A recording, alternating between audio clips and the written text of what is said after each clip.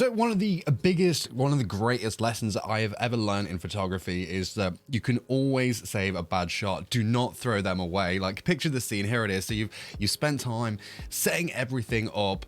You've taken a few shots. You look on the back of that camera, it looks absolutely fantastic. You pull that thing over and onto your computer and you're just like, ugh, ew, ugh. No thanks, no. So today I'm going to show you how to save these shots. So here's a little bit of a story. I took this quick shot of a Kuromi figure. Unfortunately, I didn't get any behind the scenes of that. But basically, I took the shot, set it up, got my lights, went for the theme. It was a digirama shot, looked great on the camera. I pulled it in, and this is what I got. So, yeah, as you can see, way too overly blue. Basically what happened here was I was going for a Sleepy Hollow kind of vibe with this, and I used a Lume Cube with a blue gel on that, and it's just kind of ew. It looks so good on the back of the camera, and like when I got this in, I was just absolutely bummed out. I was just, nope, I quit, because I'd literally just like packed everything away, and I'm sure we've been there. If you've been there before, let me know in the comment section below. However, what I'm going to show you today is how I saved this shot. So I turned this ugly blue shot from this into this. Now you can see the difference there is absolutely night and day, and it's actually one of my most favorite edits that I've done this year. So I thought I'd show you how I did this in Lightroom. Those bad shots, don't throw them away. Give them a little bit of love and care, and you could probably get something that you'll be really proud of. So with that being said, guys, let's jump into Lightroom and I'll show you how I did this.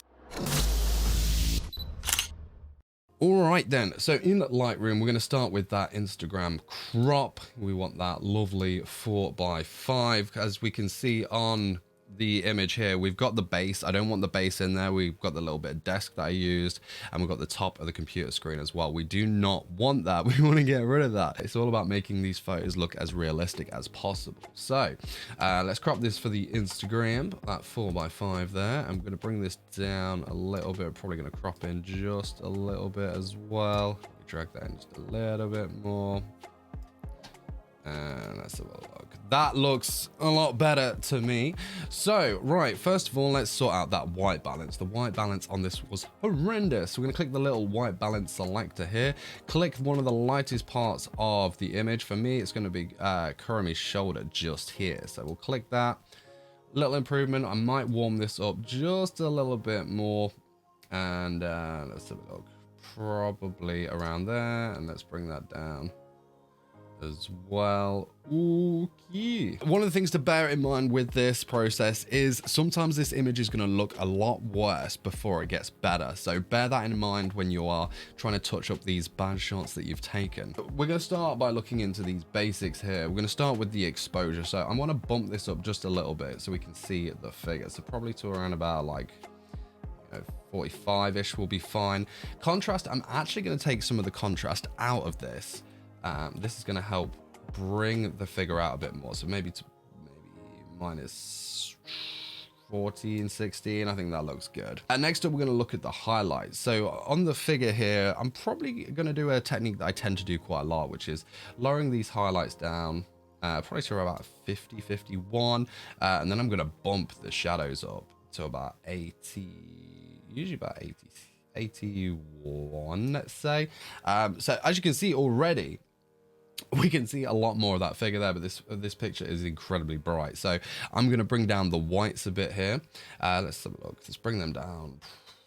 No, actually, I'm going to pump them up. Let's bump them up. Let's go the opposite way. So about 18, and I'm going to bring the blacks down to, let's say, minus 40. I think that looks good. So already looking at the before and after this, we've already made a great deal of progress here, and I'm very happy with this so far. Okay, next up, we're going to mess with the presence tab over here. We've got the texture, clarity, and dehaze. These are basically all ways of manipulating the contrast within the photo. Then we've obviously got vibrance and saturation. The pro tip here, especially when you're messing with the presence, is to use minor adjustments here. Minor adjustments are going to give you much larger results. Sometimes the much simpler kind of minus details make your image look a lot better. So let's look at the clarity. Clarity, we're going to bump that up maybe to +7, and then the dehaze. What I'm actually going to do with the dehaze is I'm going to bring that up a little bit, probably about there, -11, that sounds good. Next up, vibrance and saturation. I'm actually gonna bump my vibrance up quite a lot, and this is something I do for a lot of my images. I bump the vibrance up to give all those colors a bit of a pop, but then I bring the saturation down so it's not too gritty or, you know, in your face, like this guy's been editing too many photos, you know. So vibrance, I usually bring this up to about 30. I think that looks great for this. And then saturation, I'll bring that down probably about there. I think that looks great for this image. So let's have a look at the before and after already. As you can see, we have got much more color back to this. However, there is still a lot more we need to do to really bring out these colors. Okay, so the next tool we're going to use is one of the most powerful tools in all of Lightroom. And it's something that when you first come across it, you could be a bit intimidated by it, like, oh, what's this going to do? But trust me, like, spend a bit of time learning how this works, just the basics, and it's going to really boost your photos. The tool I'm talking about here is the tone curves here. So we've basically got this line, and this is going to adjust the saturation and contrast of your overall photo. So what we're going to do for this is we're going to create a classic S curve. So make 3 points on your line, 1 in your mids, 1 in your highs, and 1 in your lows. So I'm going to bring the shadows down probably to about here. What I'm also going to do is I'm going to lift this up as well at the bottom. This lifts the blacks, basically gives it a kind of like a vintage like vibe. Next up, I am going to bring the mids basically down to that middle point there, and I'm going to raise my highlights as well for this image, basically about there. Looks great to me. And if we turn this off and on, you can see just how much of a mood that has made to that image. Next up, I'm going to move on to the reds and the teals here, so we can manipulate the actual colors. What I'm going to do is I'm going to create those 3 points again.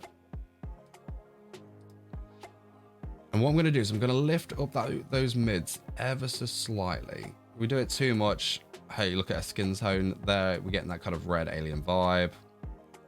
And then obviously too much blue if we go that way. So I'm just going to lift it up ever so slightly just to bring a little bit of warmth back into her there.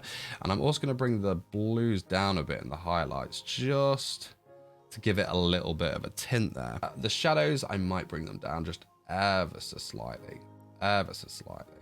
Just add more blues back into those shadows. Looks absolutely fantastic. Right, so we're going to skip out on the greens and magentas there. I think that's okay, but we're going to go over to the blues and the yellows. Simply, all I'm going to do for this one is bring the highlights down a little bit, just so we get a bit more kind of skin tone in there. And I'm actually going to lift the blues up, kind of like going off that vintage vibe thing again. Oof, there we go. So that's the tone curve sorted there. If we turn this off, that's what we started with, and bang, you can see we've already got a lot more kind of dramatic cinematic detail in there, which really does make this Sleepy Hollow vibe come to life. Right, next thing we want to do is we want to look at the hue, saturation, and luminance in these colors and really bring out the true beauty of like the subject, which is Kurumi, and you know, probably look at some of the background detail as well that we used for this diorama. I shot this photo in a raw format on my DSLR. If you can shoot in raw, always shoot in raw, because when you bring this into Lightroom, it's going to give you a lot more control over the colors, and you'll be able to manipulate them a lot better than you would like a JPEG or whatnot. You can still do that with a JPEG, but if you do shoot in raw, you're going to get a lot more control. Moving into the HSL tab, so we've got hue, saturation, and luminance. So let's start with the hues. So the hues, if we slide the red down, you can see it darkens everything. If we bring them up, it brings them more towards that orange. Kurumi's dress is a red, so I'm going to bring this down to probably around about -20, -19. I think that looks about right. Oranges as well. This is really going to be like the skin tone kind of territory, but of course there is a bit of orange in her dress as well that we're going to try and eliminate. So I'm going to bring that down to about -37. Already you can see that dress is popping a little bit more there, which is fantastic. As for that, I'm happy with the skin tones and the dress color there. Let's look at kind of more of the blues and the aquas. So first of all, aqua, I'm actually going to bring this up and push them more towards blue, maybe about +15 or so. I think will be great with that. For the blues, let's bring them down and bring them more towards the aqua side. So we're kind of counteracting everything there. So probably 13 looks great. And for me, I'm happy with the hue on that. Let's move on to saturation. So obviously this is going to be, you know, how much color is in the photo. So we'll start with the reds. Obviously, if we bring it down It's going to take out the reds, bring it up. It's going to pump them quite a lot. Subtle differences, but if you look around about here, you'll see that there. So bringing that down, let's turn that more to like black and white. Bring that up, it's really making it red. I really want to make this dress pop best I can. So let's pump those up to about a plus 53. Yeah, looks good to me. Next up, oranges, we'll pump them as well. Probably like a little minor adjustment on that, maybe like a plus 12, I think looks great. We're going to go back to those aquas and blues again. We're actually going to desaturate these a bit, so Kurumi pops off. So I think about minus 12, sorry, and maybe like a minus 17 on that. Looks absolutely great. Luminance, right then. So luminance is all to do with how dark and how bright a color is. So as you can see me sliding this red slider here, you can see how that affects the dress. What we're going to do is probably brighten up the reds a little bit. I'm going to go for about 30, I think looks great on that. Oranges, I'm going to bring them down a little bit, make them a bit darker, probably really minor adjustment there. Yellows, I'm actually going to bump these up a bit so we get a bit more brightness, probably around about plus 70, 18. I think 18 looks great there. Then we're obviously going to attack those same aquas and blues again. So aquas, I'm going to bump that up to about 30, make them nice and bright. And then the blues, let's brighten them up as well to about a plus 23, I think looks great. So that's the hue, saturation and luminance there. If I toggle this off, that's what we started with, and then obviously when I toggle that back on, you can see it's really brightened everything up and made it a lot more vibrant. Next up, we want to move into color grading. These can make a big adjustment to your photo, or sometimes just a slight one. This little tab over here, and we've got our three kind of big circles over here. So we've got our shadows, midtones, and highlights. You can have them all three just like this, or you can do them individually by clicking these little buttons over here. All right, so starting with the shadows, I want to put some blue into my shadows. So let's put that around about 200-ish, and I'm going to put the saturation very minor here, probably about 11. And this is what I'm going to tend to do for a lot of them. I'll put the color I want in the specific part of my photo, but I'll only increase that ever so slightly. So it's going to be a very subtle difference, but one that's going to make a big difference overall. Midtones, I'm going to put probably some yellows in this. Saturation, again, probably about 22 there, just to bring out these skin tones a little bit more. Highlights, we are going to probably put the like a more teal in there. One of the best things you can do is complementary colors. So if you're going to put some blues over in your shadows, put some orange over in the highlights, and it's going to make this really nice cinematic kind of look there. So we're going to put these teals in there, probably saturation on this again, maybe about 16 or so. So if we toggle this on and off, you can see it's just kind of brightened everything up, mainly in the skies if you concentrate on that. So that's, you know, without, it's basically just brightened everything up there and it looks fantastic. One of the final tools we're going to play with is calibration right at the bottom over here. If we open this up, you see we've got our shadows, red primary, green primary, and blue primary. A lot of people tend to shy away from this and they think, oh no, it's fine, everything's calibrated in camera. But if you spend a bit of time just messing around and playing with this, you'll find that it can really enhance your images. So we're going to start, we're probably only going to look at the reds and the blues. I don't think the greens need any playing with, and I don't think the shadows need any playing with either.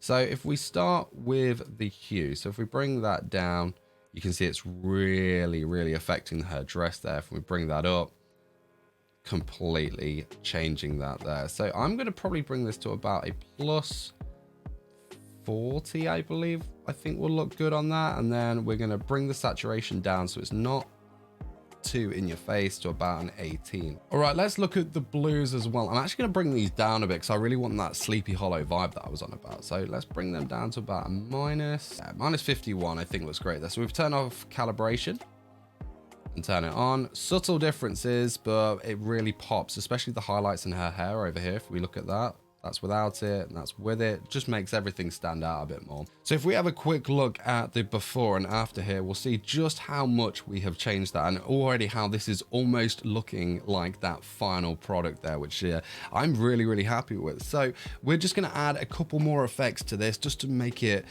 complete. So the first thing we're going to do is, and I do this to like pretty much all my photos to be fair, is that I'm going to add a vignette. So over in effects, we've got vignette over here. Now I'm gonna bring that down ever so slightly, probably like a minus 18. What I'm also going to do is I'm going to increase that feather as well. It's probably plus 78, I think looks good. So if we turn that off, it's basically just bringing our focus towards the subject there. The vignette's very subtle, it just darkens everything around it and just brings our eyes in. The last thing we're going to do, and this is one of the most powerful things you can do, and something that I've learned very recently, which has definitely upped my game, and that is playing with masks. So there's gonna be a couple of masks we're going to be playing with here. The first is, if we look at the Kurumi image here, we look at her face, we can see that we can't really see the detail in that. And what I like to do with especially anime figures, or any toys to be fair, is I really want the details on their face to be something that draws the viewer's eyes into. So what we're going to do is we're going to sort out some masks around there just to like bring those eyes out a little bit and some of the details. But as well as that, we're going to play with some masks to further help that vignette as well. So let's start with her eyes. So click this button here. We've got a few different masks we can choose from, but I'm going to go with a brush.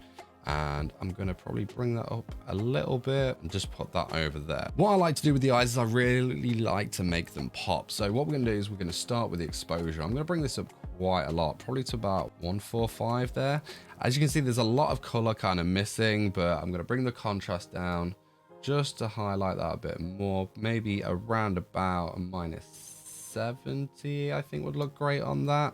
I'm also going to bump the highlights up to about an 11 just to really get some light in there. And the next thing we're going to do is going to look at the clarity and the dehaze. So clarity, I'm actually going to put some back in, probably just a tiny amount. I think that looks great.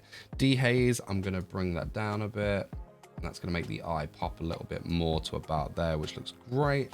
Next up, saturation. I'm gonna bump this as much as I can, so we can really get those reds out in her eye. But obviously now we've got that detail over there. What we're gonna do is gonna create another mask. So hit this little plus icon over here.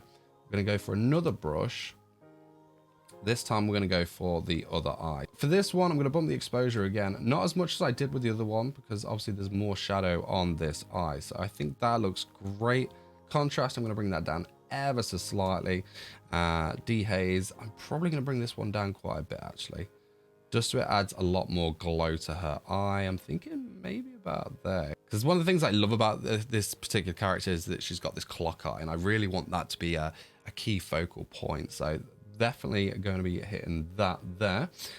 Next up, let's look at the saturation. I'm not going to bump this one up as much as I did with the other one, probably about a minus 14. Looks great there. Right then, another area I want to focus on is this area just here where her ear is. Like, I was going for like a moonlight kind of lit shot, and this is just a bit too warm, so I'm just going to quickly add another brush in there, ever so tiny. I'm just going to brush that ear. This is just a tiny detail that I want to put in. I'm just going to bring that temperature down, probably to about all the way. Let's go all the way, why not? Let's bring the saturation down as well quite a lot. There we go. That's looking more like it's part of that image there. I basically wanted to match the ear to the light that was going on the shoulder over here, so it definitely matched up. So if I zoom out there, we can see that has made a huge difference there. Right, so the last thing I want to do is I want to put some masks around this image just to help with that vignette a little bit. So we're going to do the same thing again. Go to the masks. We're going to hit new. However, this time we're going to go for a linear gradient. What I'm going to do is I'm going to start with this area over here. I'm just going to drag that in, and then I'm going to bring the exposure down. What this does is it helps guide the viewer's eye straight to Kurumi over here. I'm going to add another one on the other side, another linear gradient. So we've got all this kind of dead space, dead area over here. Just going to bring that in, bring that exposure down, so it's really drawing your eye to that figure there. Can you see how that's made that difference? Last thing I want to do, I'm going to see if I can try and get rid of this bit of base over here. If not, I'm going to enhance my crop just a little bit more. So one more linear gradient, bring that in about there. I'm going to drop that exposure once again. Perfect. So let's close that down. I'm just going to mess with the crop just a little bit. just so we can get rid of that base. Let's try that. And that looks fantastic. So this is the before and this is the after. You can see just how much of a difference we've made here from this horrible blue image all the way to this much more cinematic, Sleepy Hollow vibe that I was going for there. So there we go. That's how I saved that really terrible bad shot over in Lightroom. I hope this has inspired you not to throw away some shots that could potentially be some of the best work you've done so far. Lightroom is such a powerful tool and there's just so much that you can do with it. I do plan on making some more Lightroom tutorials. So if there's anything that you'd like me to cover that you're struggling on, maybe just like a basic tutorial or whatnot, because the last one I did is quite outdated, let me know in the comment section below. But that's it from me. Hope you did enjoy this tutorial. Hope you did get something from it. Make sure to follow me over on Instagram for more of my work if you enjoy what I do. Hit the like button, hit the subscribe button for more photography videos. Don't forget, create something awesome, and I'll see you soon. Peace.